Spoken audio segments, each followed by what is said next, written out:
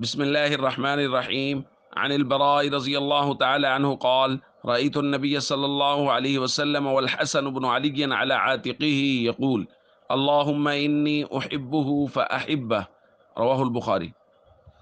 حضرت برا رضی اللہ تعالیٰ عنہ فرماتے ہیں، میں نے نبی کریم صلی اللہ علیہ وسلم کو دیکھا کہ حضرت حسن رضی اللہ تعالیٰ عنہ آپ صلی اللہ علیہ وسلم کے مبارک کندھوں پر ہیں، اور حضور علیہ الصلاۃ والسلام یہ دعا فرما رہے ہیں: اے اللہ، میں حسن سے محبت کرتا ہوں، آپ بھی اس سے محبت فرمائیے۔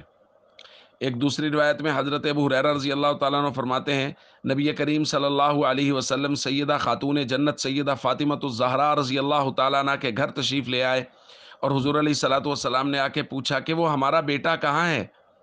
حضرت حسن رضی اللہ تعالیٰ عنہ دوڑتے ہوئے تشریف لائے اور حضور علیہ الصلاۃ والسلام سے گویا لپٹ گئے، اور حضور علیہ الصلاۃ والسلام حضرت حسن سے محبت بھی فرما رہے ہیں اور ساتھ ساتھ یہ دعا فرما رہے ہیں: اللہم احببہ و احب من یحبہ۔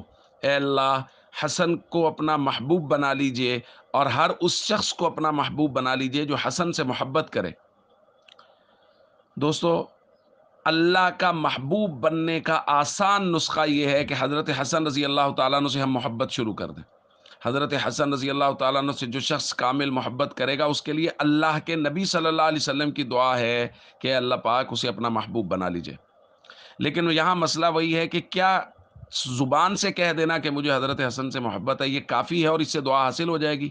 نہیں دوستو، محبت ہمیشہ یاد رکھیے گا کہ محبت اپنا اثر رکھتی ہے۔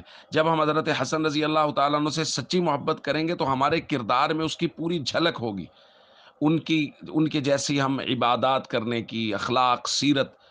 تو حضرت حسن رضی اللہ تعالیٰ عنہ سے محبت کریں اور اس کا اثر ہماری طبیعتوں پہ یہ ہوگا کہ ہم نماز کے پابند ہوں گے، ہم قرآن کی تلاوت کے پابند ہوں گے، ہم با اخلاق ہوں گے، لوگوں کے ساتھ محبت سے پیش آئیں گے۔ اس لیے حضرت حسن سے کامل محبت رکھیں تاکہ اللہ کے نبی صلی اللہ علیہ وسلم کی ہمیں دعا حاصل ہو اور ہم اللہ کے محبوب بن جائیں۔ السلام علیکم ورحمۃ اللہ وبرکاتہ۔